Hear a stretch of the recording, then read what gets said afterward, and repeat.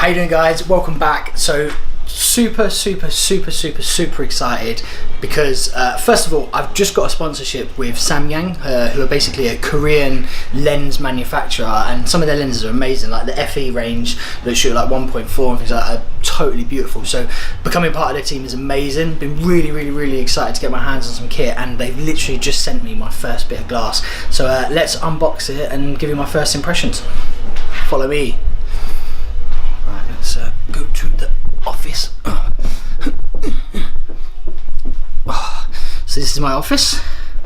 This is where the admin magic happens. Yeah, and then we're going to do the rest of it downstairs in the studio. So let's grab my box, which is this guy here. So yeah, we'll go down to the studio and we will unpackage this and give you my first impressions. The studio, as you can see, behind me is kind of where I do all my shooting. I've got some lights and stuff like that, and behind me is like my working area, so you can kind of see my desk, my computer screen, my Mac, and all of the tools that I kind of use to do my job. So yeah, let's get set up and stick this camera on a tripod, and then we will show you this new bit of glass. So first of all, we should probably talk about what sponsorship or ambassadorship, sort of all that stuff means. People think like it's basically you're being given a load of free kit and you just have free for all of it. There has to be like a trade-off. So effectively what manufacturers are looking for are photographers or creatives with a following who can educate on their products, and what they're looking for is these creatives to basically adopt the kit if they aren't already using it. And I don't think a sponsorship works. You know, a manufacturer comes to you and says, hey, yeah, just try our kit. I think the creative should already be using it as part of their workflow, so they understand it and they love it and it's crucial to what they do. So then the manufacturer will get in contact with the creative, or the creative in contact with the manufacturer, and say, hey, you know, why don't you promote our products and continue doing what you're already doing, but what we will do is we'll exchange, there'll be a trade-off. So basically Samyang send me products, I then use them on shoots and take pictures and things like that and pass the content back to them. So they get professional level content showcasing the kit working. I don't have to fork out for the initial outlay of the kit. So it's like a mutually beneficial relationship for both of us. They get content and ambassadors championing the product. I don't have to spend out for the kit. What is in this box? So you may already heard some rumors, but Samyang have an 85 1.4, which is for Canon. Now they've just launched an 85 1.4 for Sony. As a Sony shooter, I'm massively excited about opening this up and showing you all. So what I'm going to do is I'm going to do a traditional unboxing style setup, so you can see an overhead of me unboxing it and going through the packaging and just talking about what I think of it initially on hands only. So the thing with unboxing is you only ever get one chance at doing it right. So yeah, here we go. So I haven't opened this before. This has come straight from the delivery guy to me. So yeah, really excited. It's always good when it's nicely packaged and looked after, and you can see that it's like well packaged. I have a little delivery note on there. Just covers all my paperwork. And the thing with this lens is there are terms that I have to adhere to, and those terms basically state, you know, the amount of content I have to produce, the quality of it, the deadline for production of said content. So it's not a case of just getting free kit.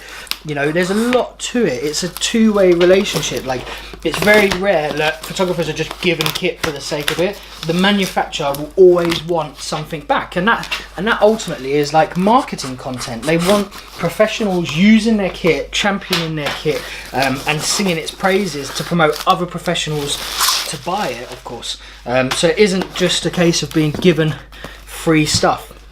Now, I believe this is an early production model, so the packaging is kind of basic, effectively, because it is a or it's sort of a prototype pre-production. But here we go. It's well packaged, which is good. Let's have a little look. So got a nice little bag to put it in, which is great, and that gives us an indication to the size of the lens as well. What I'll do is I'll just quickly grab my R2, because then what I can do is I can show how it looks on the actual, so I'll pop that there. As you can see, the 35 1.4 is already on there. Let's take this beast out. Oh man, get rid of the box, put the bag safely here as well. Straight away you can see the dimensions of it. So if I just rest that next to that chap there, oh man, it looks good. As you can see, it's made in Korea. It's autofocus, so 85 1.4 FE, and it's full frame. It's come with a mount cap as well to protect that side of the glass. Look at that, man. That is a serious piece of glass. Lens hood. Let's just throw that on. Gives you an idea, like a side by side. The footprint isn't huge. I was expecting it to be a little bit bigger. The footprint's not too massive, and the weight's really nice in comparison to the 35. I think the 35 is actually heavier slightly. So what I'm going to do is I'm just going to stick the 85 on. Stick that bad boy on. And there's a 35, and then just turn that chap on. Let's have a little look to see what we've got going on. And as I expected, the autofocus is fast. So yeah, it gives you an idea of how it looks and feels mounted on the actual camera itself. That is pretty sweet.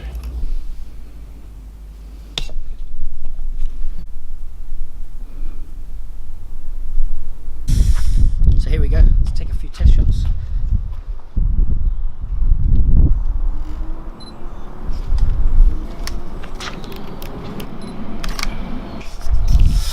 Well, from looking at the images, which I'm going to share with you now, yeah, like the fall off is amazing in terms of like the ability to create bokeh or bokeh or however you want to pronounce it. The ability to defocus the background and focus on the subject is pretty impressive at 1.4.